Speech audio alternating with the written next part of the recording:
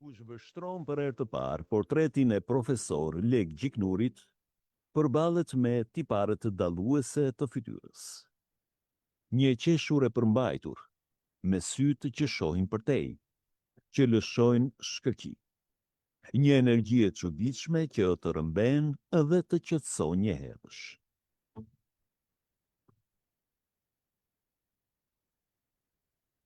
Ndërsa historiani shikon lëvizjen e gjerë të ngjarjeve dhe në ndikimin e tyre mbi jetën publike, biografi i drejton sytë nga thellësia e tipareve të veçanta dhe prekse të një jete të papërsëritshme. Me të njëjtën frymë, ky libër nis nga rrënjët e vendindjes, prej kudhësit të imarës dhe nga trashëgimia familjare e fisit të Gjiknurajve, ku figura qendrore e mësues Panajot Gjiknurit qëndron si një themel i fortë. Panajot Gjiknuri, mësuesi i parë i shkollës shqipe në Kudës dhe më pas në shumë fshatra të Bregdetit, mbeti një hulumtues i palodhur i fjalës shqipe. Nga kjo trashëgimi lind dhe profili i Leg Gjiknurit, i ndërtuar mbi përkushtimin ndaj dijes dhe adeut, por që brenda familjes me nuanca të tjera, të ngrohta e të përmbajtura, të mbushura me dashuri dhe përgjegjësi.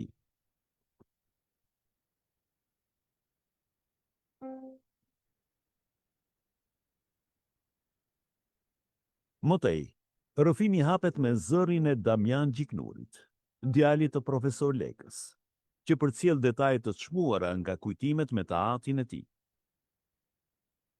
Vjohet mëtej me dëshminë si ajo e profesoret e Emrukës, për të rindërtuar përmes kujtesës një jetë të papërsëritshme. Kujtesa që ngjan me një lumë që rrjedh pafund, si në rrëfimin e profesor Aleko Mios, ku episodet edhe njerëzit ndërthuren për të dhënë një pamje të gjallë të kohës së qëndrimit në Rom të profesorit.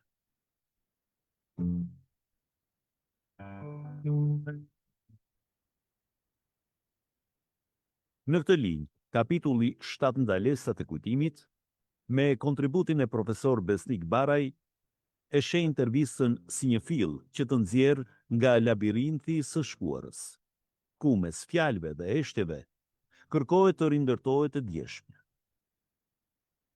Figura e profesor Gjiknurit shfaqet përmes shumë zërave, të ndikuar nga koha, përvoja dhe emocioni, duke dëshmuar se njeriu jeton njëherë në kohën e tij dhe njëherë në kujtimet e të tjerëve.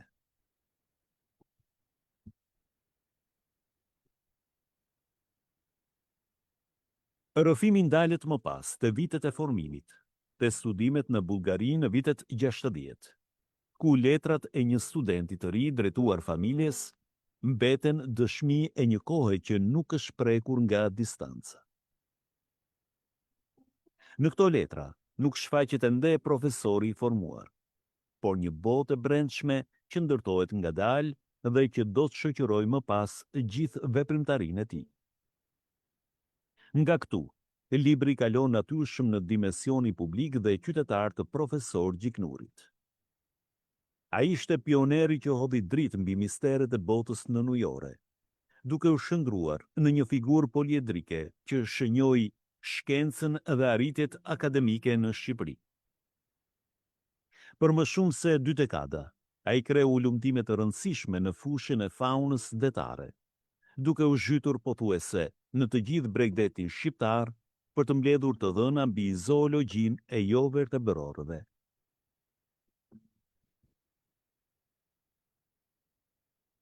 Kontributet e tij pasuruan Muzeun e Shkencave të Natyrës me koleksione të vyera, përfshirë skeletin e një balene dhe shumë specie të tjera. Shkrimet, botimet, fjalimet dhe angazhimi i tij në mbrojtje të natyrës u kthyen në një model pune në vitet e para të tranzicionit. Pjesë qendrore e këtij libri është dhe jeta parlamentare, e vendosur në vitet e vështira të tranzicionit shqiptar. Si pjesë e politikës shqiptare, Si deputet i Kuvendit të Republikës së Shqipërisë gjatë viteve 90, profesor Gjiknuri jetonte në shërbim të komunitetit, që nuk stepej të bënte publike gjithë nevojat dhe mangësitë e shoqërisë, e që sëmundjen që u shfaq papritur e la të priste, për detyrat që e impononte kodit i moral se duheshin zgjidhur të parët. Libri mbyllet me kapitullin "Edhe kur mbi ty bie dielli, ti mbetesh ves", me rrëfimin e zonjës Liri Gjiknuri. Përpara se të ishte profesor, studiues, politikan, a ishte thjesht leka, gjysma e qiellit për bashkëshorten e tij, Lirin dhe 2 fëmijët e tyre. Në këtë pjesë, kujtimet marrin një ngarkesë tjetër, më intime, ku përjetimet e fundit, padrejtësitë, sëmundja dhe dashuria ndërthuren në një mënyrë që e bën figurën e profesorit të prekshme dhe të gjallë. Në këtë mënyrë, libri ndërton një portret që qëndron në arritjet publike, por përfshin edhe ato detaje të vogla që japin kuptim jetës së njeriut.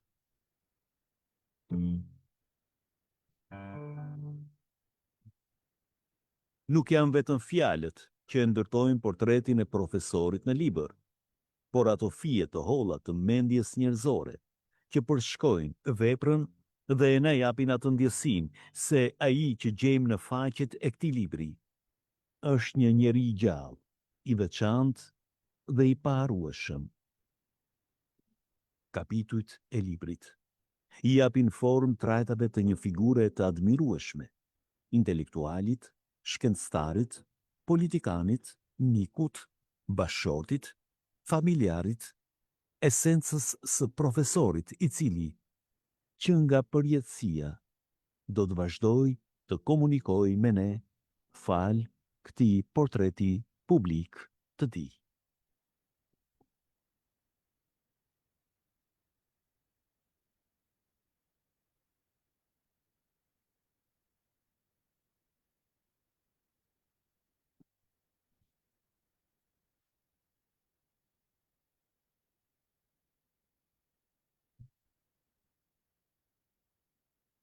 Punonë. Faleminderit të gjithëve që keni ardhur në këtë aktivitet sot gjatë apo. Faleminderit edhe një herë. Më fal edhe për ndonjërin që nuk ka gjetur hapësirë për të ulur, nuk e prisja që do vinin kaq shumë. Unë e di që legën e kanë dashur shumë njerëz, ai kishte miq e shok, por mendoja që do të ishte vështirë të mblidheshin kaq shumë njerëz në këtë ditë të promovimit të librit të tij për 25 vjetorin e ndarjes nga jeta të profesor Gjiknurit. Dhe unë për këtë ju falenderoj edhe në emër të familjes që jeni bërë pjesë e këtij aktiviteti. Së dyti, kjo është përpjekja e dytë e jona si familje për të dokumentuar dhe për ta bërë të gjallë veprën e tij. Përpjekjen e parë ka bërë Xhemal Matom me dokumentarin për 20 vjetorin e vdekjes së Legës, ku fliste për jetën e tij shkencore, jetën e tij intelektuale, aktivizimin social, jetën politike dhe gjithçka që donte të dinte çdo njeri për një njeri që s'e kishte njohur.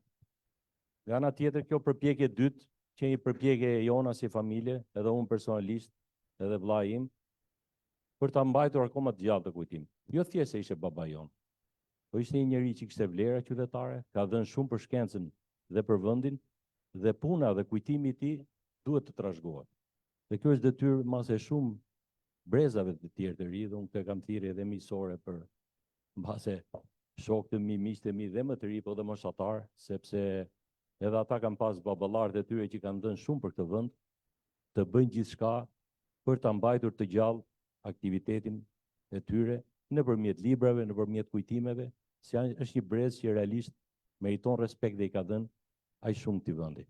Fakte profesor Lega, jo se është baba im, dhe unë nganjëherë kam sa të lehtë dhe të vështirë të flas për babain, të lehtë sepse natyrshëm kam njohjen dhe dashurinë. Po të vështirë sepse pesha ati ka qenë shumë e rëndë, ka qenë një busull orientimi, por dhe e rëndë nga ana morale për mua, për ta ndjek në rrugën e tij.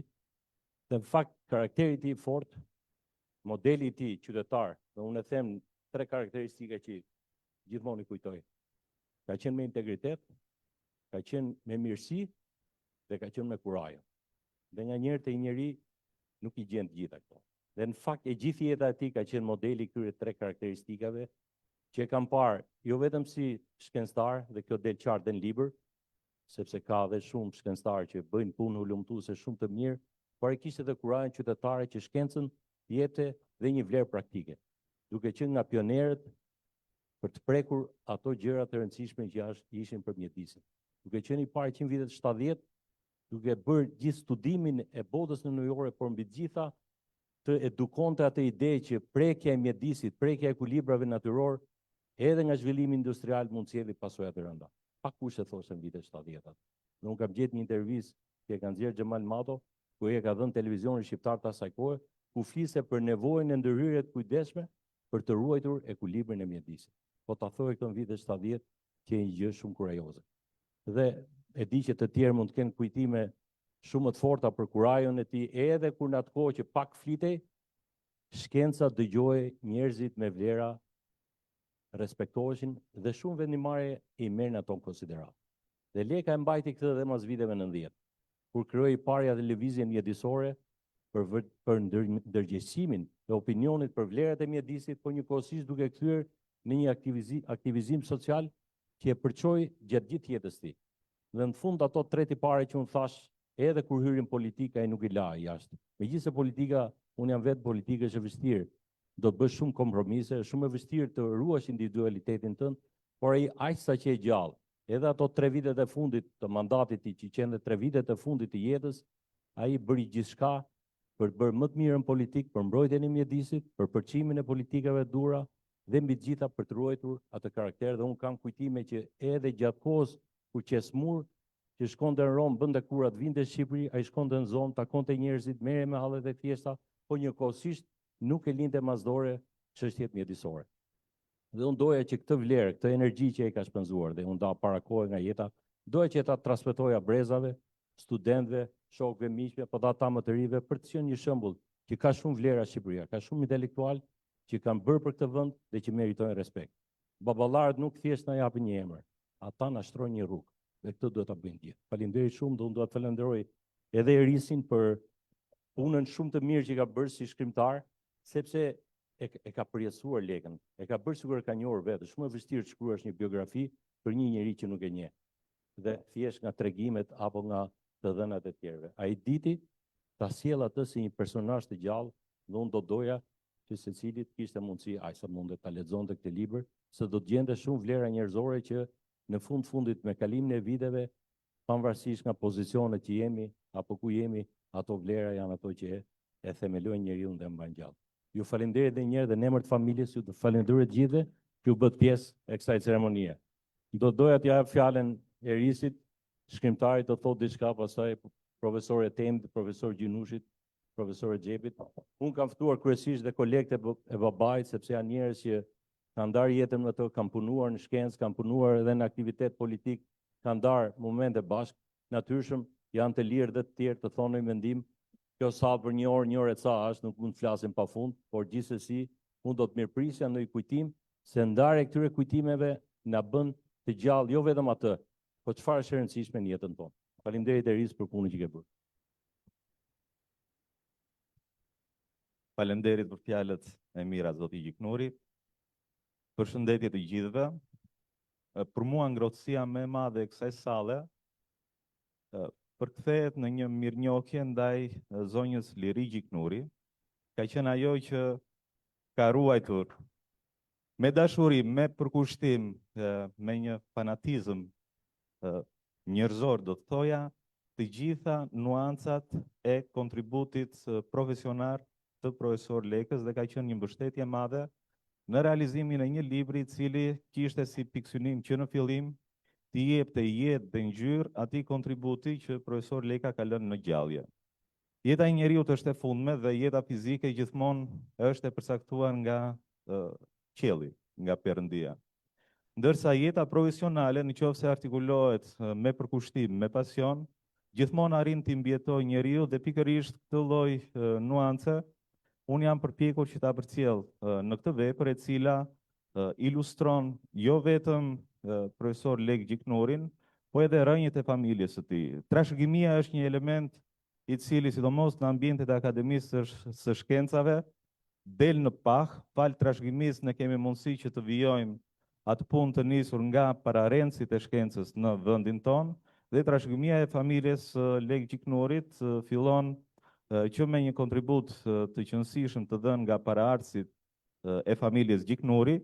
Baba i Lekës, Panajoti, ishte një nga mësuesit e parë të shkollës shqipe në Himar, dhe dalin element njerëzor dhe jetësor të cilët përfshin të gjithë këta aktor që bëjmë pjesë e këtij libri, e këtij rrëfimi. Ky libër arriti që të dalë në formatin e dur edhe fal një bashkëpunimi të ngushtë me shtëpinë botuese Toena. Unë e falenderoj përzemërsisht zonjën Irena Toçi, e cila ishte në ndjekje të gjithë procesit, dhe tani është e mundur që në kopertinën e librit të jetë imazhi i profesor Lekës dhe në brendin e librit të jetë bota shpirtërore e tij.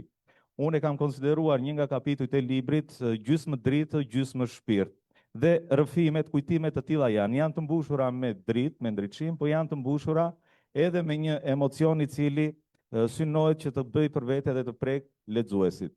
Janë 2 episode të cilat unë dua t'i nënvizoj nga përmbajtja e librit, janë episode që vinë përmes intervistave të bërë me aktorë të ndryshëm që kanë qenë në krah të profesor Lekës. Një episod lidhet me rrëfimin që më ka bërë djali profesor Lekës, Damiani, në momentin që profesori ishte me kurim në Rom. Dhe të gjithë përpjekjet që një familje mund të bëjë janë përpjekje që synojnë edhe të pamundurën në raste vështirësisht të mëdha. Dhe sugjerimi që vjen nga Damiani në bashkëbisedim me babain e tij ishte që të provonin edhe Australinë e largët, ku ndoshta mund të kishin kuraj që ta vinin përposhtë sëmundjen. Në atë kohë, profesor Leka i thot Damianit që të ndezë televizorin dhe lajme transmetonin vdekjen e mbretit Hussein, një prej njerëzve më të rëndësishëm, më të pasur, dhe i thot që ka ca gjëra të cilat paraja nuk mund t'i sistemojë, nuk mund t'i rregullojë dot. Pra, shkencëtari pajtohet me atë që është fati i tij dhe këtë lloj qetësie dhe sigurie mundohet t'ia përcjellë edhe familjes. Kjo ka edhe pjesën e dhimbjes, ka edhe pjesën e një morali të shëndetshëm që profesor Leka e kishte. Dhe një nga elementet e tjerë njerëzor, jo vetëm profesional të profesor Lekës, lidhet me kujtimet e bashortes së tij, Lirie, sepse kapitulli që përmbledh këtë intervistë ka një titull metaforik që vjen nga ajo që sugjeron zonja Lirie, edhe kur mbi ty bie dielli ti prap mbetesh vezë. Dhe është një përkushtim i cili në thelb tregon që ndjenjat, kur janë të pastra të vërteta, asnjëherë nuk avullojnë, por mbeten të tilla në zemrën e një njeriu, në zemrën e zonjës Liri, dhe atë dashuri edhe sot ne ndjejmë edhe përcjellim. Unë uroj dhe shpresoj që në këtë sallë, me kaq shumë njerëz, të ketë po kaq lexues, sepse profesor Leka meriton kaq edhe më shumë. Faleminderit. Në mirë kuptoni, unë do bëj dhe moderatorin. Dua t'ja jap fjalën një kontribuesi tjetër shumë të rëndësishëm të librit, edhe me kujtime të tij, mikut tonë të familjes, Etem Ruka. Faleminderit shumë, Damian.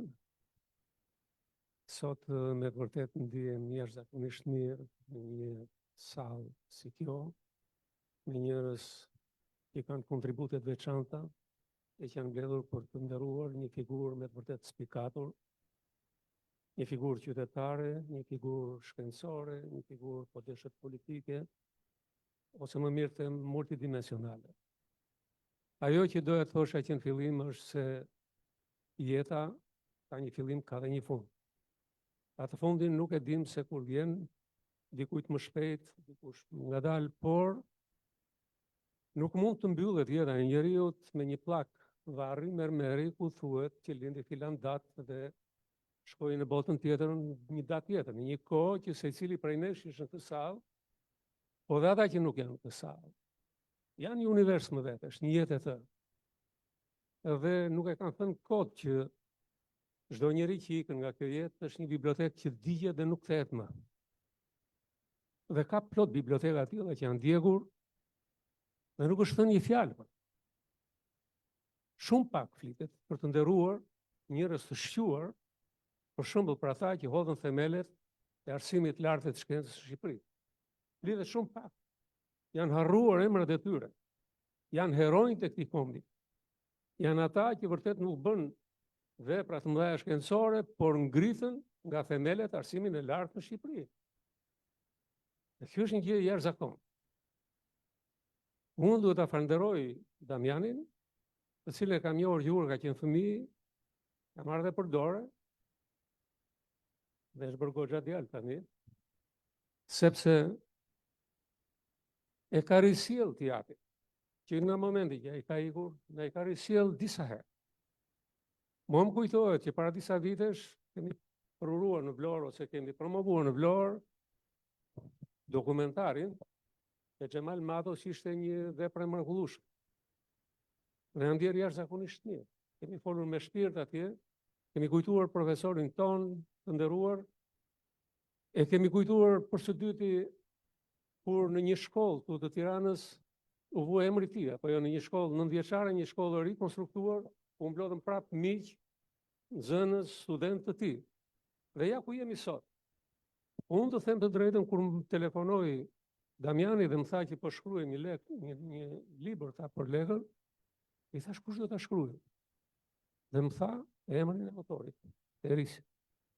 I thash si mund ta shkruaj librin e tash, kur ai nuk e njeh fare lekën. Nuk e besoja, me thënë drejt. Pastaj e përmbysa opinionin kur një ditë ky djalosh i mrekullueshëm dhe shumë i talentuar më erdhi në zyrë atje te Kluarasi dhe më bëri një intervistë. Dhe në intervistë njeriu thot ato që i thot zemra. Ashtu siç e ndjen. Për mua Lek Gjiknuri ishte profesori. Siç ishte profesori shumë njerëzve që janë të sallë dhe që janë bërë personalitete të shquara sot. Leka ishte kolegu im, punuam për vite të tëra në Fakultetin e Shkencave të Natyrës. Leka ishte kolegu im në Parlamentin Shqiptar, ne ishim bashkë deputet. Kështu që Lekën e kemi njohur në të gjitha planet. Dhe këtu mund të flasim pafundësisht për të. Dhe për brezin e tij, sepse ishte brezi i dytë i atyre që ngritën arsimin e lartë në Shqipëri. Por sigurisht u koha është shumë e kufizuar, por nëse ju ndonjëri do më bënte një pyetje, siç ma bëri. Më tha, tani që jemi duke folur, nëse profesor Leka tha i dihet derës dhe futet të brenda, çfarë do bëj aty? Më kapi këtë. Autori i librit. Unë i thash, gjëja e parë do bëja, i thash, do ngrisha me një në këmbë, thash, si nxënësi para profesor. Sado që ne të ecë përpara të bëhemi profesor të shquar. Ata janë profesor tanë, ata na kanë formuar. Dhe ne duhet i nderojmë ata deri në fund. E me që fola për librin, në fillim dyshoja, thash, çfarë libri do na dalë ky për Lekën, se domethënë nuk e imagjinoja ato. Po kur më mori Damiani dhe më dha librin dhe fillova ta shfletoja, pash një libër që ishte tërësisht atipik, jo si librat e tjerë, memoristik, ku shkruajnë njerëzit, bëjnë lëvdata, sepse ne lëvdatat i bëjmë zakonisht kur ikin njerëzit, që ka thënë Plum Pulla, këtu në vendin tonë duhet të të mbuloj njërë, pastaj të të zbuloj. Dhe kjo është e vërtet. Por ky libër më ka befasuar dhe unë duhet ta falenderoj shumë autorin. Ai ka shkruar një libër sikur të kishte jetuar me Lekën. Sigurisht informacione ka marrë nga ne të gjithë, ne të tjerët. Por është një libër me të vërtet i mrekullueshëm, një libër që në fundit jetëson dhe gdhënt si në një monument figurën e një profesori të quajtur si Lek Gjiknuri. Fjalët vdesin, por kur shkruhen ato mbeten. I paharruar qoftë kujtimi i tij, ai ishte njeriu më i pastër që kam parë në jetën time, më i drejti, por njeriu që nuk njihte kur asnjë lloj kompromisi me askënd. Sepse ai kërkonte vetes dhe kishte drejt ku kërkonte gjithë të tjerëve.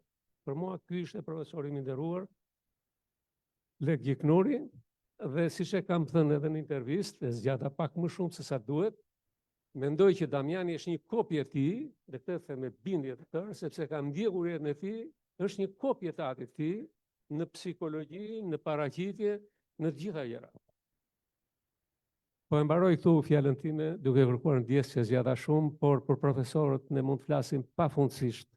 Po ja lë fjalën kolegëve të mi të nderuar, ne jemi të gjithë produkti i Fakultetit të Shkencave të Natyrës, që nga president Mejdani, që nga presidenti i akademisë.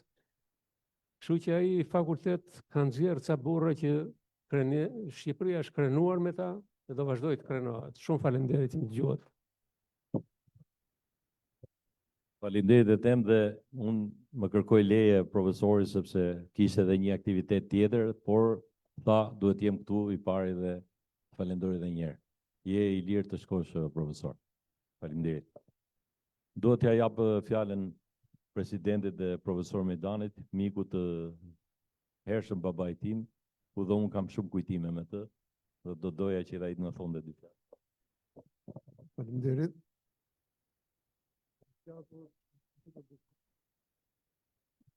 Por fillimisht dëshiroj të falenderoj Damianin për ftesën dhe për organizimin e këtij aktiviteti.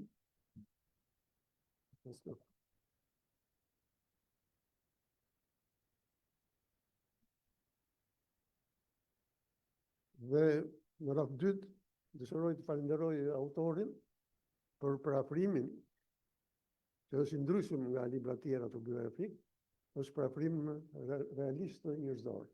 Përshëndetje dhe urime. Siç është theksuar dhe në libër, unë me profesor Lek Gjiknurin kam punuar një kohë gjatë në Fakultetin e Shkencave të Natyrës dhe njohin më të plot për të e kam arritur në periudhën kur kam qenë dekan i Fakultetit të Shkencave dhe kryeredaktor i buletinit këtyre shkencave. Gjatë kësaj kohe kam konstatuar se ai është një shkencëtar e pedagog me përgatitje e kualifikim të lartë në fushën e biologjisë. Ai shquhet për korrektësi, për kryen e detyrës dhe në marrëdhëniet me kolegët e studentët. Fal kulturës së tij profesionale, ai ka drejtuar me kompetencë për disa vite katedrën e zoologjisë dhe ka dhënë ndihmës të vyer në problemet e shkollës si antar i Këshillit Shkencor të fakultetit dhe i redaksisë së buletinit Shkencave të Natyrës. Ai do mbetet në mendjen dhe zemrën tonë. Flas për pedagogët në veçantë të fakultetit. Si një koleg, pedagog i devotshëm, shkencëtar serioz, por njëkohësisht dhe veprimtar publik plot kurajo e pasion. Siç thekson autori i librit, qëllimi i jetës është mos thjesht i kënaqur me gjërat, por t'jesh i devotshëm, t'jesh i nderuar, t'jesh i dhëmshur për të bërë dhe ndryshime. Profesor Lek Gjiknuri ka qenë një nga pionerët e hidrobiologjisë, studime biologjike në New York dhe në veçanti të faunës detare. Nëpërmjet studimeve drejt për drejta të tij, ai arriti të përfitonte të dhëna të rëndësishme në biologjinë detare shqiptare nga habitatet natyrore më interesante, duke dokumentuar kështu botën në New York nëpërmjet fotografive dhe filmave në New York. Ai dha një kontribut të çmuar në pasurimin e koleksionit detar të Muzeut të Shkencave të Natyrës, siç u tha edhe këtu, po ashtu një pjesë të aktivitetit të tij kërkimor.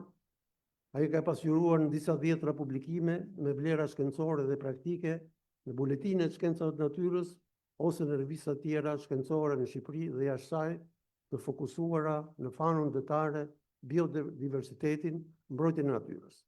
Po ashtu, në 10 reprezentime, si autor ose bashkëautor, ai është paraqitur në aktivitete të ndryshme shkencore, konferenca, kongrese në Shqipëri ose jashtë saj. Si biolog me kualifikim të lartë, por dhe si qytetar me plot përkushtim, profesor Gjiknuri u shua dhe si një luftëtar i mbrojtjes mjedisit në Shqipëri. Jo vetëm në dekadën e fundit të regjimit komunist, por dhe shumë më fuqishëm pas viteve 1990. Në këtë periudhë, ai drejtoi një organizatë jo qeveritare me mbrojtjen e natyrës, si dhe ishte antar aktiv ose delegat në disa organizata ndërkombëtare mjedisore. Në vitin 1995, ai u zgjodh dhe këshilltar në Këshillin e Bashkisë Tiranë dhe në vitin 1997 u zgjodh deputet i PS-s në Kuvendin e Shqipërisë, u luajti një rol të rëndësishëm si antar i Komisionit të Shëndetësisë dhe të Mjedisit. Profesor Lek Gjiknuri ndroi jetë në një moshë relativisht të re. Por ne miqt, kolegët dhe i studentët e kujtojmë atë në përpjekjet dhe angazhimet e përbashkëta, jo vetëm si pedagog i kërkues, si koleg fakulteti, por dhe si bashkëqytetar të angazhuar për emancipimin politik, drejtësi sociale dhe mbrojtje mjedisorë. Qoftë i paruar kujtimi dhe vepra e tij. Faleminderit. Faleminderit profesor. Edhe unë gjej rastin edhe në emër tjerëve të falenderoj se profesor Mrexhepi, presidenti, ishte ai që u bë sebeb që babai im të shkonte të kurojë në Itali. Domethënë, bëri çmos ajo që mundësia e shkencës dhe unë nuk e harroj që me ndërhyrjen e ty na lehtësoi një barr pavarësisht se fati që i paracaktuar dhe në fundit asnjë se ka fatin e tij në dorë. Falenderoj profesor për gjithë kontributet në të jam mirënjohës i përjetshëm. Profesor Gjinushi, kryetari i akademisë që na krijoi këtë mundësi, po dhe një mik i babait, i hershëm i babait.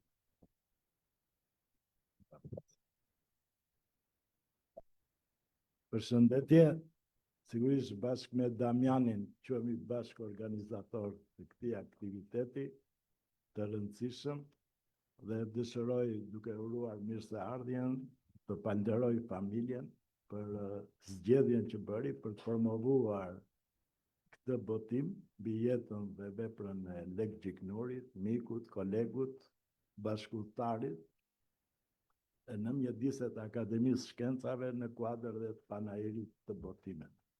Kjo jep një vlerë të veçantë dhe këtij aktiviteti, sepse është edhe një botim i veçantë. Pra nuk është botim i mirëfillt shkencor, por është botim për një shkencëtar të mirëfillt.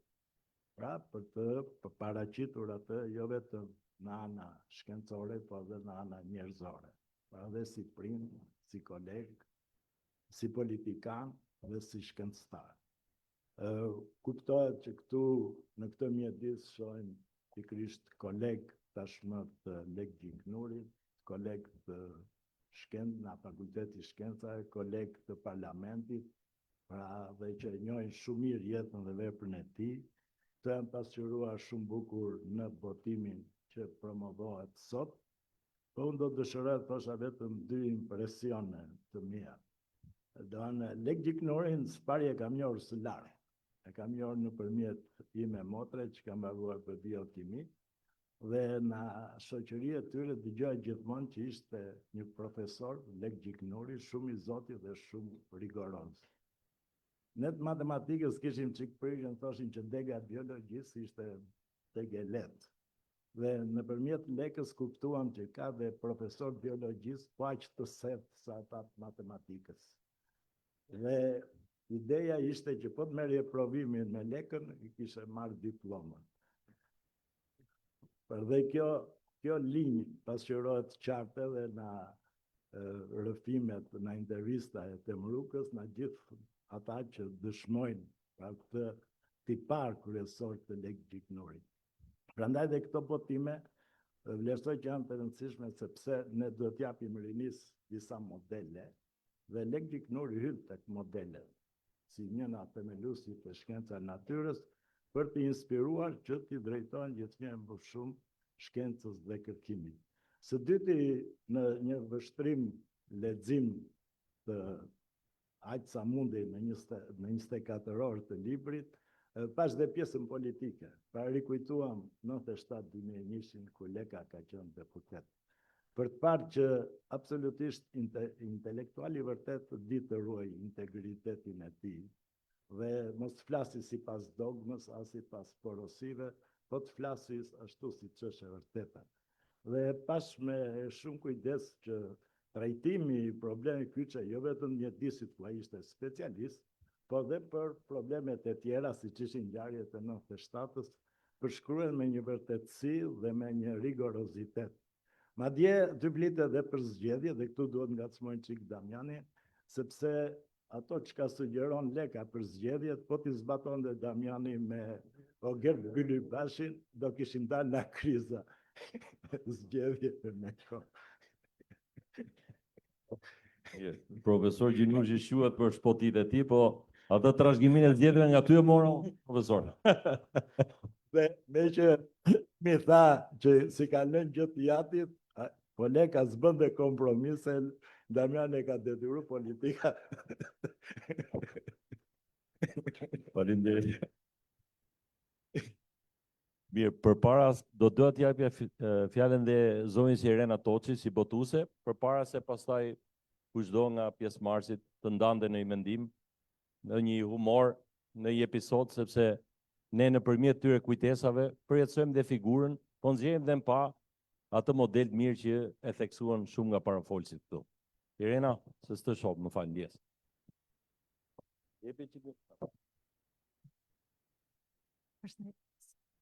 Përshëndetje të gjithëve, i nderuar profesor Gjinushi, zonja Liri, përshëndetje, ju falenderit.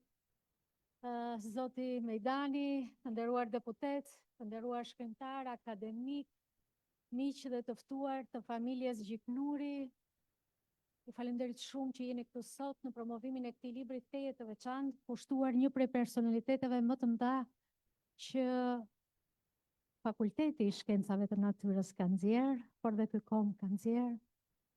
Ndër vite, them Fakulteti i Shkencave të Natyrës se i përkas atij universiteti, kam mbaruar dhe unë aty, kam pas profesor Etem Rukën, profesor Skënder Gjinushin e kam pasur dekan, profesor Recep Mejdani rektor e kështu me radhë, dhe më vjen shumë mirë që dash një kontribut sado të vogël në këtë vepër Damian, në sjelljen në dritë të kësaj vepre të mrekullueshme, për të cilën dua të them një sekret. Këtu u tha pak nga erisi, por unë dua ta përforcoj.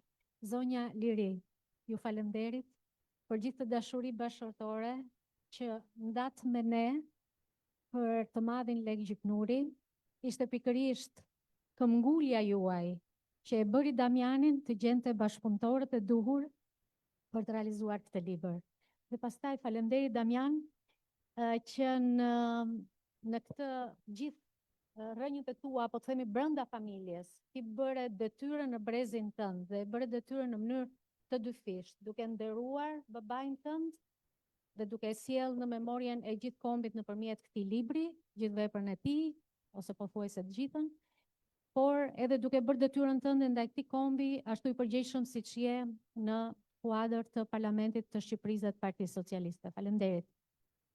Të falenderoj këtu shkrimtarin Eris Rusi, profesorin e asociuar Eris Rusi, i cili me këtë rast shkëlqeu në shkruarjen e këtij libri, në marrjen e intervistave, në grumbullimin e materialeve, në bashkëpunimin me zonjën Liri, në bashkëpunimin me Damianin dhe me njerëzit e tjerë të familjes, me djalin e Damianit gjithashtu, Dora e të cilit duket edhe në kopertinën e këtij libri. Kjo fotografi e bukur këtu është zgjedhur prej nipit të Lek Gjiknurit dhe është përpunuar prej tij si leka i dytë brenda familjes. Ju falenderoj për këtë botim që ja dhurua to enës në fakt, me përkujdesjen tuaj, ne jemi krenar që kemi në kolanat tona dhe do ta kemi Lek Gjiknurin në atë murin e nderit të autorëve, së bashku me shumë autorë të tjerë që kemi botuar gjatë këtyre viteve. Ju falenderit. Faleminderit Irena. Edhe që ma bëret lehtë këtë proces, sepse edhe unë kisha dilemat e mia në fillim. Do doja të jepja fjalën në një kolegu, profesor Aleko e di që e ka kërkuar, profesor Besniku e ka kërkuar. Mama, ti si do ta mbyllësh në fund besoj, ose ke emocione. Mirë, fola unë për ty.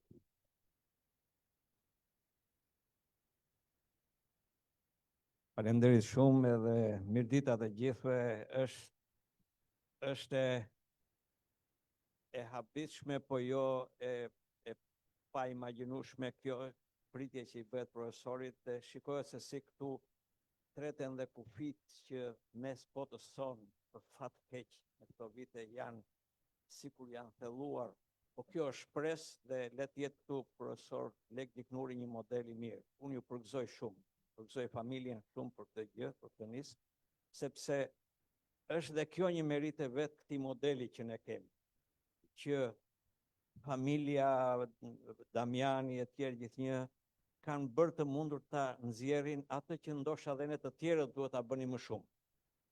Dhe përgëzoj shumë edhe autorin e librit, i cili e ka veshur bukur artistikisht shumë gjëra, shumë glinca nga jeta e profesorit, të cilat ne edhe njihnim dhe si njihnim.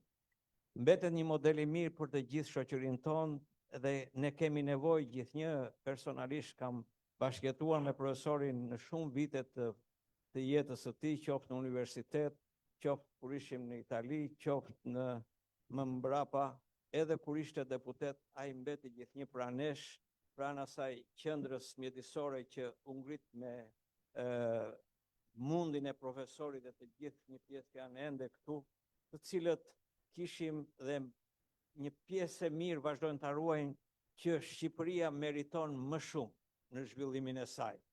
Dhe ajo që meriton më shumë është arsimi, është universiteti, këmbgulja e profesorit gjithnjë për atë që duhesh bërë, jetuam në kohën e ndryshimit dhe ai gjithnjë ishte nxitës i kërkesave, i ligjeve tjera.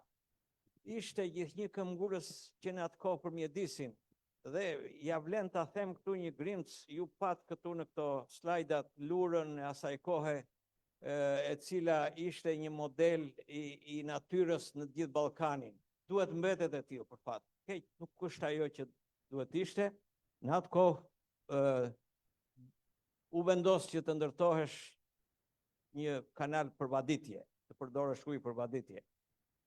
Profesori këmbguli shumë, deri në qeverinë e kohës, deri te kryeministri i kohës, dhe u ndal ai projekt, lura nuk u përdor përbaditje. Ironia e kohës në gjithë këta vite është që po në atë kanal të shëmtuar të asaj kohe, u ndërtuan dy hece poshtë që përdorin ujin e liqenit të madh dhe ai presion për të ndërtuar hecet, ju të gjithë e dini, ndoshta dhe njihni përpjekjet që janë bërë nga edisorët për të kufizuar këtë uri të madhe që ekonomia, bizneset kanë ndaj përdorimit të tepruar të ujrave, siç ishte rasti i Vjosës. Unë përfitoj, falenderoj zotin Gramos, në hapi derën për Vjosën për shembull. Dhe tani jemi atje ku jemi, të gjithë e dini për Vjosën. Dhe në atë kohë ne luftonin për Prespën, unë kam profesor Recep, mbase ju mbani mend, por diku dolën ato slajdat që shkuat bashkë, ishit në atë kohë president dhe prem një shirit atje të inaugurimit të parkut të ndërkombëtar tani të Prespës, që është atje, gjendja ka ndryshuar shumë nga ajo kohë. Dhe ka shumë rëndësi që modelet të tilla të shërbejnë si ura lidhse mes akademisë dhe zhvillimit. Zhvillimi nuk mund të jetë këtu i verbër, siç po ndodh në disa raste që shohim edhe në Shqipëri.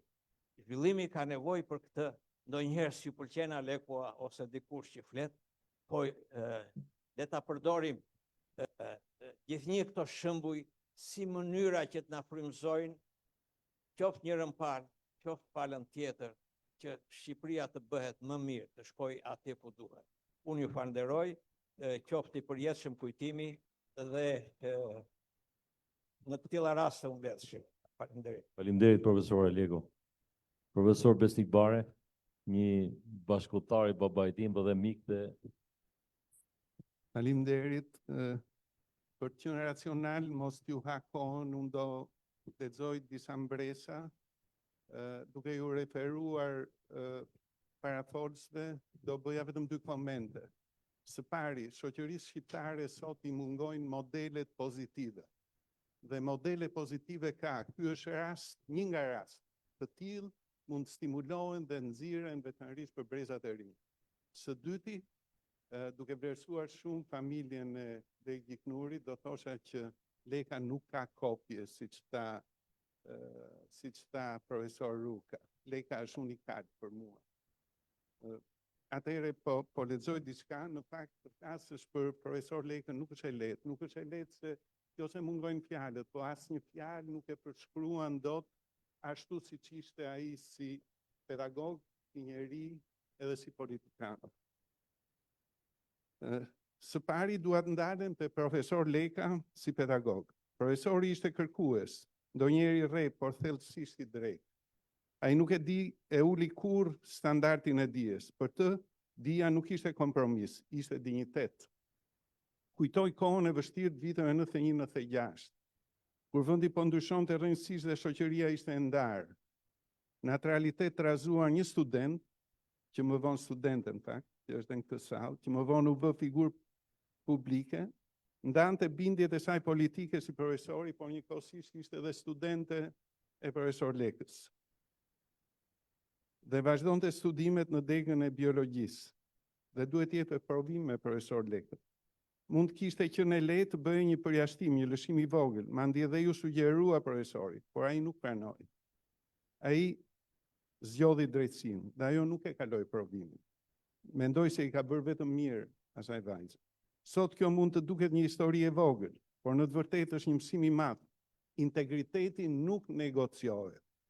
Dhe kjo është arsyeja se kur ish studentët përmendin profesorët më të mirë, emri i tij del gjithmonë mes të parëve, sepse ai nuk na mësoi vetëm lëndën, ai na mësoi karakterin. Së dyti, profesori ishte një zë i fuqishëm në mbrojtjen e natyrës, një zë që nuk u lodh kurrë. Në një kohë kur pak flisnin për mjedisin, ai fliste fort. Në një kohë kur heshnin shumë, ai ngrinte zërin. Ai mbrojti parket e Tiranës, kopshtin botanik, liqenin artificial që kemi ne, Pyet, Lurën. Ai ishte ndër të parët që na bëri të kuptojmë se liqeni i Orit dhe i Prespës nuk janë thjesht ujë, janë trashëgimi, janë jetë. Si themeluesi i organizatës parë mjedisore në Shqipëri, PPNA-i, ai krijoi jo vetëm një organizatë, por ai krijoi një ndërgjegje. Dhe kur hyri në politikë, ai nuk u bë kurrë pjesë e saj në kuptimin e zakonshëm. Ai mbeti i lirë, kritik e pa kompromis. Bile edhe ndaj atyre që ishin krahun e tij politik.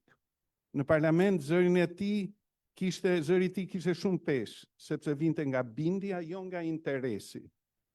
Sepse vinte nga dashuria për këtë vend. Askush nuk e zëvendësoi profesor Lekën në politikën shqiptare në luftën për mbrojtjen e mjedisit.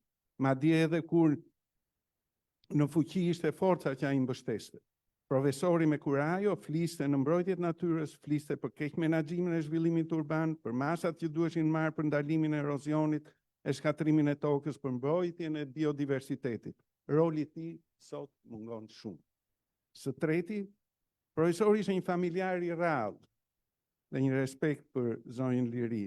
Në kujtesën time mbetet gjithmonë pranti zonja Liri, një prani e qetë por e fortë. Ajo shoqëroi në të gjitha aktivitetet e zgjedhjeve politike të vitit 97, ku fitoi që në raundin e parë. Ata merreshin vesh vetëm me shikim. Në atë fushat na shoqëronte vazhdimisht dhe profesori i nderuar Leonardo Puzi, mik e kolegi profesor Lekës. Ishte koha kur mjedisi politik ishte shpesh i ashpër dhe maskullor, por ai dha një mesazh të bukur: familja nuk fshihet, familja nderohet, familja është vlerë.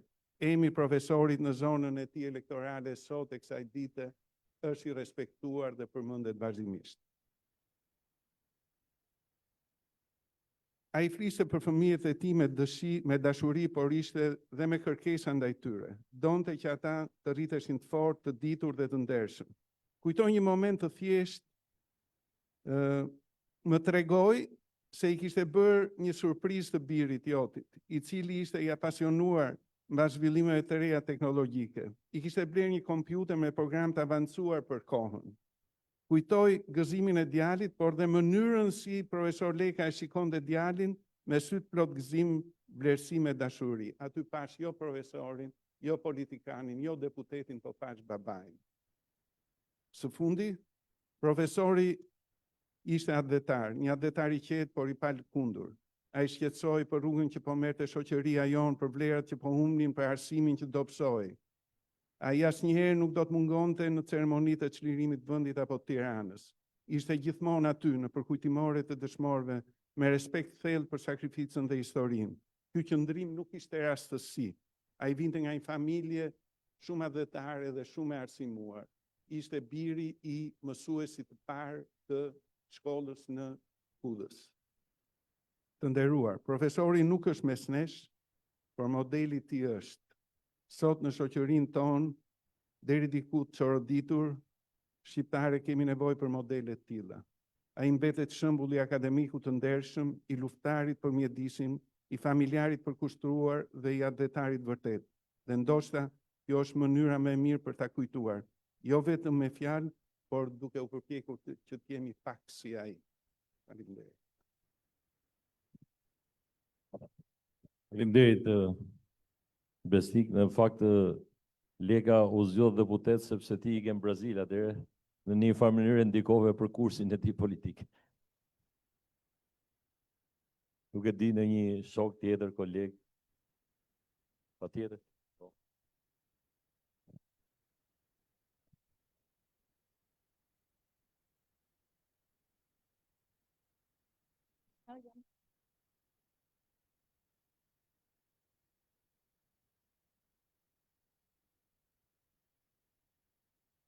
Nderuar zonja dhe zotrinj,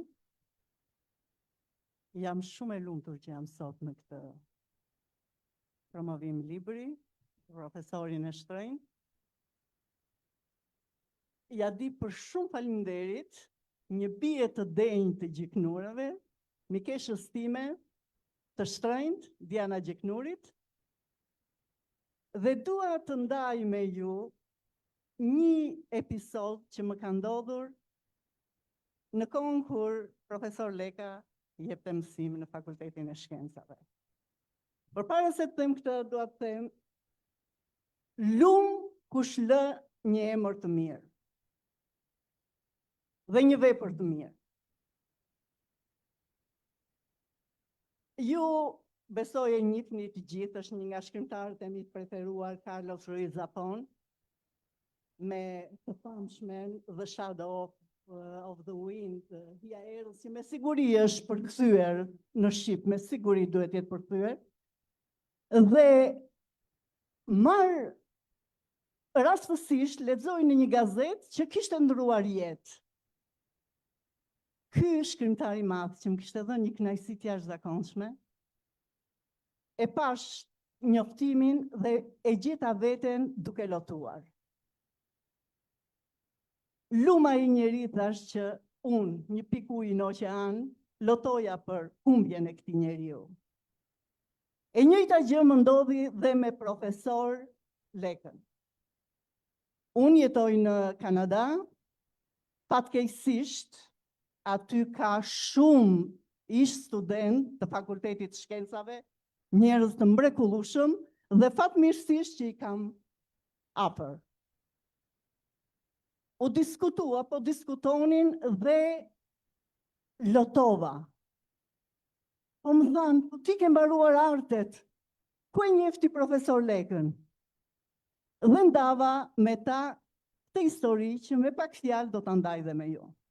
Im vlla ishte për biokimi në Fakultetin e Shkencave.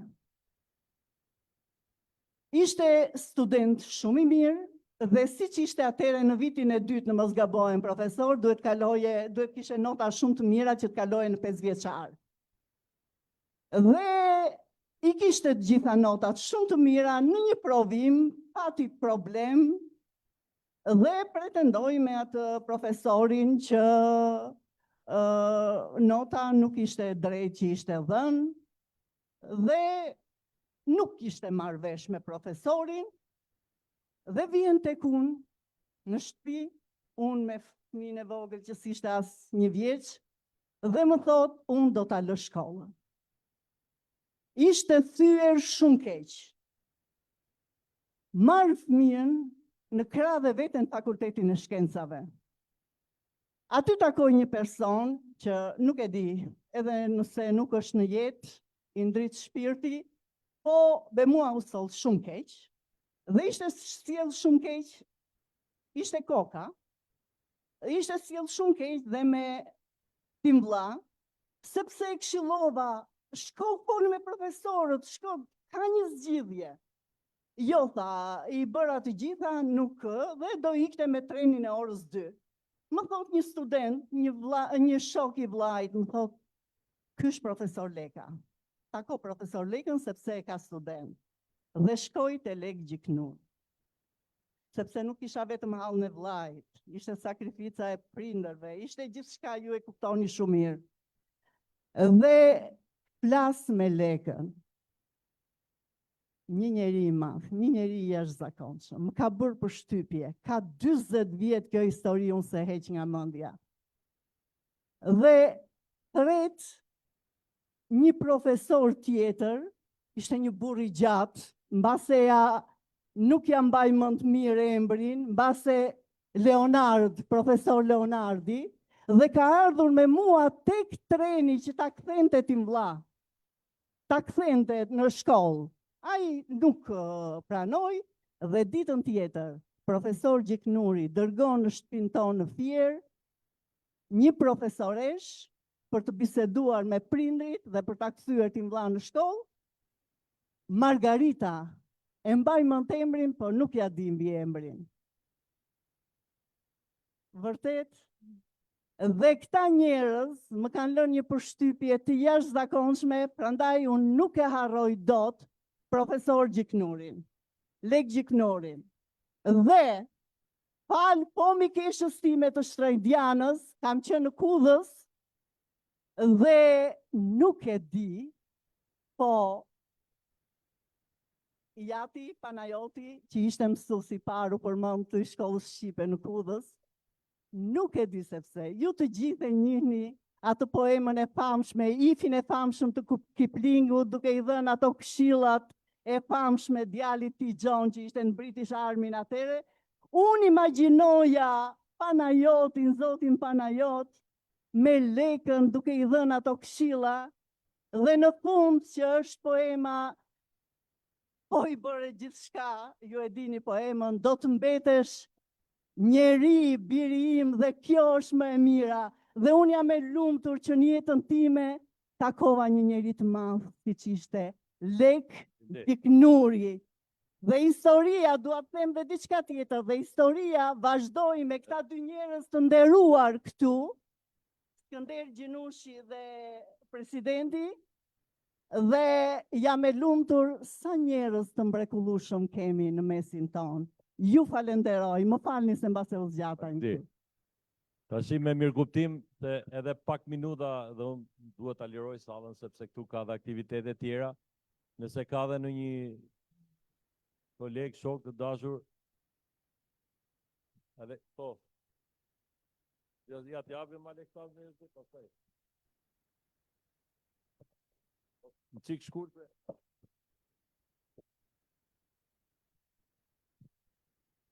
Unë jam në kushërirë e Lekës, më falen se po flas mbas profesorave dhe nuk e di a do të mundem të arrij ata. Por boll dhe lavdruam Lekën. Unë që e njoh mirë, jam rritur me të, që e vogël deri sa i ndrojet. E njoh mirë dhe e di kush ka qenë Leka, siç e dini dhe ju. Shiko, unë ti çik më shumë. Kështu që thash boll dhe lavdruam, po ti themi dhe ato të meta që ka pasur, më thonë ta. Unë më zhdashur të bëj fakultetin e martuar me 2 fëmijë dhe dojmë një provim në biologjisë me Lekën. Jam rritur me të, si vlla.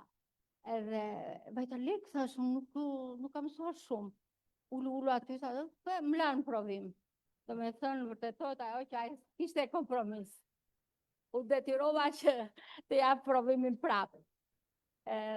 Pastaj atë që tham që kanë qenë parimor, kanë qenë të drejtë, ashtu i kanë edukuar fëmijët e tëra. Damian më fal, Damiani i vogël i thon, Damian, merri zbrazi gjik plerat poshtë, ishin kat 6 ta. Ky merr plerat dhe në katin e parë që ishte të ratë e shkallës, i hedh aty dhe ikën. Ata e pan nga balkoni. Ata e pan nga balkoni edhe thanë, Damian, shko, hyp prap aty në tarat dhe merri plerat. Të shkosh tani ti hedhësh në vend. Edhe Damiani shkret, duke zbritur rat, bie nga taraca. Dhe përfundojnë pediatri tek unë, se unë kam qenë pediatri, përfundojnë pediatri. Gjyshit janë atë moshi varfri, vinte dhe ato karikit e vogla që kishin e përrujt ulej në atë karike dhe nuk doli nga spitali sa doli Damiani nga spitali. Kështu që i ka dhënë fëmijën. Kaq, kështu që nuk dua të mbaj shumë. Jam shumë e kënaqur të mora pjesë këtu dhe të vazhdoj vitet të vazhdoj si babai i tyre. Faleminderit Aleksandra për këto kujtime. Në fakt kjo është e vërtetë dhe është nga aty histori kur mungesa e kompromisit sjell dhe dëme. Josif, po Josif. Edhe pasaj gëzimi. Ja, jepi. Po edhe ti shkencë eksakte, fizikan. Unë jam Josip Gjiknuri, jam rasti e sollit jem më i madh i Gjiknureve. Do të kisha shumë dëshirë të kisha Lekën, sepse babai Lekës ka vajtur 97 vjeç.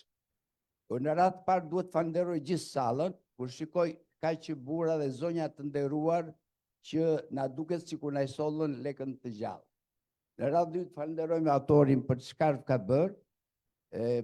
Profesori nderuar dhe kolegi dashur se kemi fjetur në një krevat dysh kur ishim zbor, profesor. Kjo më pëlqen një gjë që do ta theksoj dhe me mbyll. U fol pak për baban e lekës, por ne janë 4 brezë tash. Do me thënë, baba i lekës ishte një që po ta kish në dorë ai demokracinë në Shqipëri, po ju them vetëm një detaj të vogël. Kur ka parakaluar tek arkivoli Enver Hoxhës, nuk e ka ngritur grushtin. Dhe i thot ai që e mori nga lagja. Xhapanajoti thot, si se e ngrite grushtin? Shiko, thot, unë nuk jam komunist dhe nuk e kam të detyruar këtë shenjë të komunizmës. Unë e nderoj si mbushtetje, tha dhe kështu. Ky është Panajoti. Pastaj është Leka, siç u fol këtu, është Damiani dhe më vjen që dhe djali Damianit vazhdon këtë rrugë. Ne kemi një traditë të thjeshtë, por shumë të bukur në fis, nuk kemi shumë, por çfarë zhiknuri në Shqipëri, jemi tanët. Ne her pas here mblidhemi dhe këto muhabete të familjes, të mbarvajtjes së fisit, edhe të tjerëve i diskutojmë për të ecur, për të lënë të stafetën edhe të rinjve. Dhe një gjë kisha dhe mbylla. Unë nuk jam dakord që tashi nuk ka si Leka. Ka shumë si Leka, por sirenat e alarmante të politikës i mbulojnë këto. Unë jam optimist, Shqipëria do bëhet. Faleminderit. Faleminderit, Josif. Gëzim. Edhe mbas edhe në i tjetër 2-3. Po. Se është orari.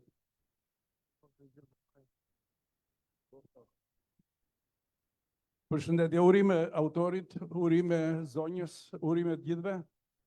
Unë e kam njohur personalisht gjatë periudhës që kemi qenë bashkë në jetën politike të përbashkët, qoftë si antar të Komitetit Drejtues, apo qoftë dhe në pjesën time si pjesën politike që merresha në Vlorë me Partinë Socialiste. Natyrisht të flasësh për njeri që është njeri politik, nuk ka rëndësi shumë kohë zgjatja e njohjes, nga njerë ka rëndësi intensiteti përvojës me cilin komunikon. Dhe ai ishte një njeri që komunikonte me mua, mbas edhe si krajinarist, në mënyrë të vazhdueshme, por bashkë me atë polivalencën e autoritetit të tij. Është figurë shumë e rëndësishme, komplekse, si shkencëtar, unë nuk e njoh, po si politikan jam në gjendje të evidentoj disa karakteristika evidente të tij. Është me karakter, i biri theksoj karakterin dhe aftësinë që janë 2 kualitete shumë të rëndësishme të spikatura që i ka patur ai dhe që nuk i kanë gjithë politikanët. Kjo është e para. Dyta, ai politikën e ka bërë me për të madhe. Lek Gjiknuri ka qenë aristotelian, i papërzier me korrupsionin, i papërzier me gjërat e pista që ndotin, që e humbasin ose që kanë sjellë të tipologjinë e politikanit të sotshëm hibrid që është edhe ashtu dhe kështu dhe andej dhe këtej. Kjo është shumë e rëndësishme. Jo vetëm kjo gjë, po Leka kishte edhe një sistem të veçantë komunikimi. Nuk ishte imitues. Ishte një kohë mode atëherë që filluan të imitonin, një pjesë imitonin Nanon, pjesa tjetër imitonte Berishën, deri në gestikulacione, ai ishte koherent. Ishte stilin e vet të menduarit, stilin e vet të folur dhe kjo ishte jashtëzakonisht e rëndësishme. Dhe e fundit, për mos ta zgjasur, është një filozof dhe antropolog i madh amerikan, Franz Boas, i cili thotë, historia njeh shumë raste kur orientimi politik i babait transmetohet edhe tek i biri. Dhe në këtë rast kemi rastin unik që orientimi politik i sakt i Lek Gjiknurit, autoriteti i tij, është transmetuar edhe tek i biri dhe kjo është një gjë që vërteton ekuacionin e Franz Boas. I pa haruar kujtimi i tij, sukses edhe autorit. Faleminderit. Faleminderit. Përpiqemi të ngjajmë, po. Ja ca gjëra të vështira. Atëherë, po. Do t'i kapo. Jep edhe. Pika.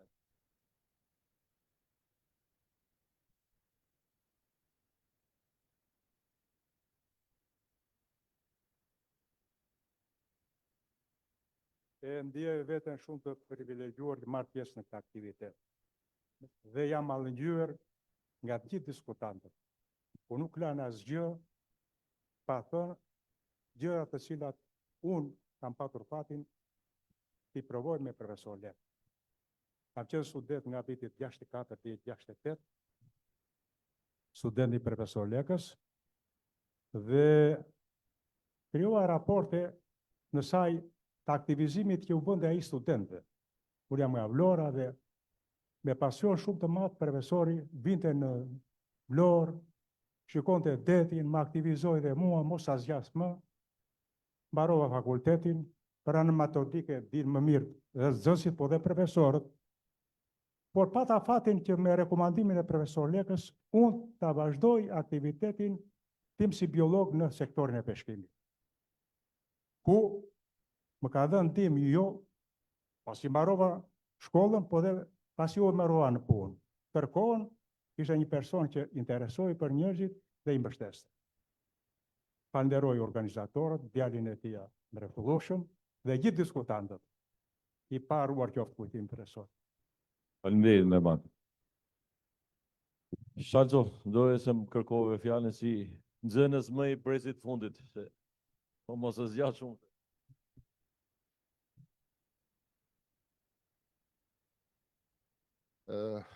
Damian, shumë faleminderit që na bëre pjesë një herë, sepse nuk është thjesht vetëm një rikujtim me një profesori shumë nderuar, në fakt pak kush e di që edhe unë jam pjesë e shkencave të natyrës, sepse kam drejtuar Komision të Ekonomie pa lidhje, por teksa vija këtu në fakt më shoqëronte erdha bashkë me një kardiolog të njohur, ku teksa përshëndeti disa profesor i rikujtuan teatrin.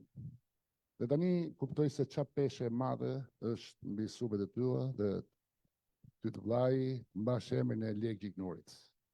Besnik Barja, Oli, jam i bindur që me atë sensin e vet kritik do të vinte në dukje disa problematika të brezit ton politik, të cilat nëse do të kishim dëgjuar fort mirë profesorët tanë, ndoshta politikën do ta kishim bërë më të mirë. Jemi njohës këtyre pedagogëve dhe shumë faleminderit në fakt se na solle takoj disa profesorë të nderuar, por takimi sotshëm nuk është një nderim, respekt thjesht për Lek Gjiknurin, por është edhe një thirrje, edhe kushtrim për ne që të bëhemi akoma më të mirë, sepse modelet janë atje, thjesht duhet t'i shohim, t'i analizojmë, t'i kujtojmë shumë të tepër gjatë punëve tona të përditshme. Shumë faleminderit që na bëre pjesë, dhe ishte një mjedis shumë i këndshëm. Faleminderit. Me mirëkuptim do t'jap dhe dy personave tjerë, Ferdinand Bego dhe edhe Monika, se Monika ka qenë studente e Lekës, e di që do edhe në ikujnë, po ti Monika ke folë shumë të kote fundit, po jap Ferdinand e tjerë. Pastaj Monika.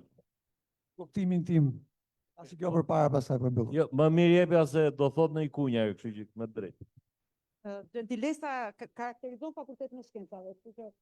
Unë jam ajo studentja që përmendi profesor Besniku, të cilët në fakt është e vërtet që në atë kohë filloi një reprezalje, sidomos ndaj pedagogëve të shkencave të natyrës, sepse filloi një kështu pastrim etnik, mund të quheshte, dhe ne kemi qenë dega e biokimisë, ishim 89 student, dhe një ditë bukur hym në leksion dhe na thonë që profesor Leka nuk do të jetë më. Dhe ne të gjithë ngelëm të shokuar dhe s'dinim si ta bënim.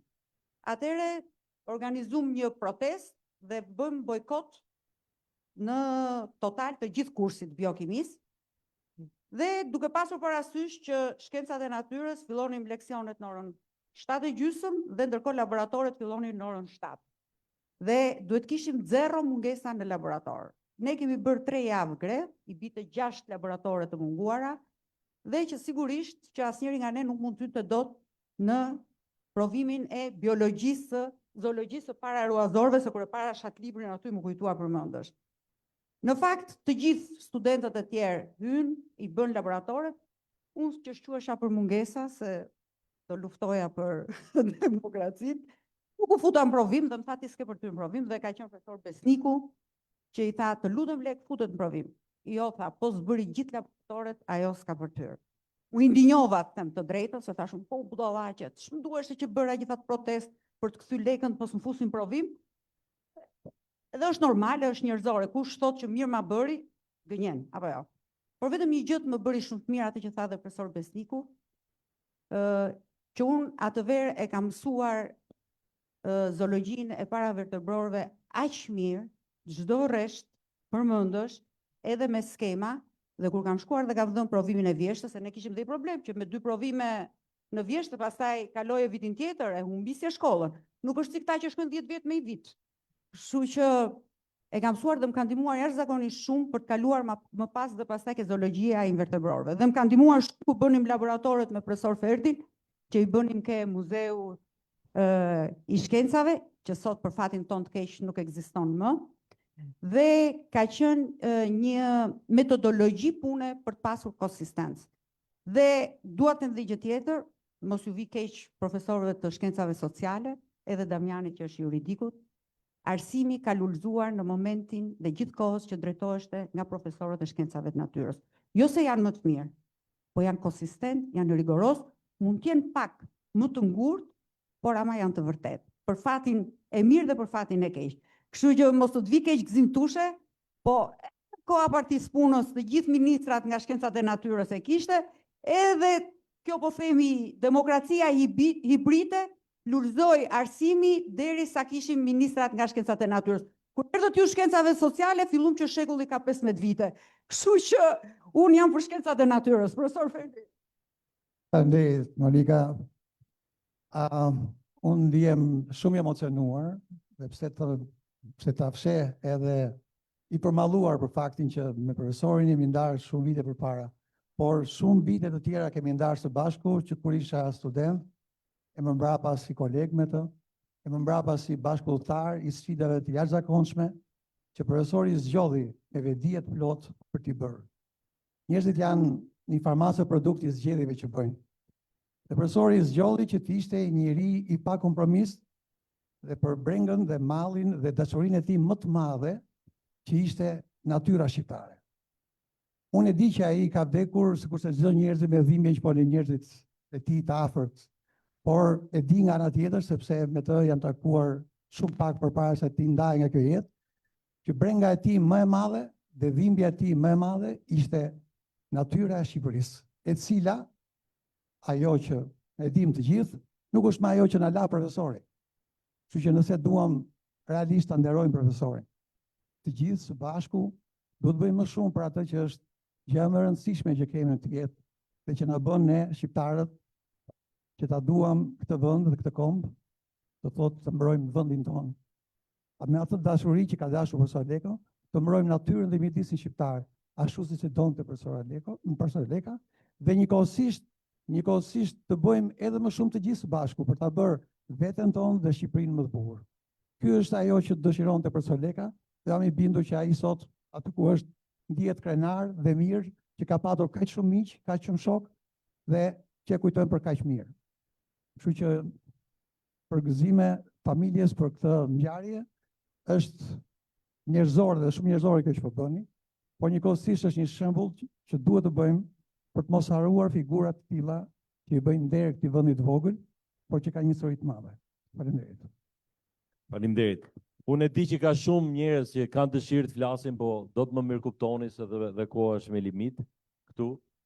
Dhe do t'i kërkoj shumë ndjes edhe në njerit që s'ju dha mundësia, po unë kam menduar që pas të aktiviteti kemi edhe një koktejl në borë, jeni të gjithë mirëpritur dhe dua edhe njerë t'ju falenderoj për ardhjen këtu, për mundësit që na dha për të ndarë në kujtim me babain tim, po thash, këtë që e bëra për babain nuk është thjesht babai, por do doja nga çdo i ri, e re, apo dhe më të ri se ne, apo dhe mosha jonë, pretendojmë të jemi edhe ne të ri, me ishe me statistikat e kohës, quhemi të ri tashmë, që të bëjnë këtë për prindrit e tyre, për ata që kanë kontribuar për të mirën e këtij vendi. Kujtoj një shprehje që e ka përmendur Erisi në libër për babain kur thoshe që kur flasim për mjedisin dhe dua ta kontekstualizoj edhe një çik më gjerë, edhe për Shqipërinë tonë, jemi të gjithë në të njëjtën varg. Nëse ë mbytet, nuk ka rëndësi kush ka qenë kapiteni.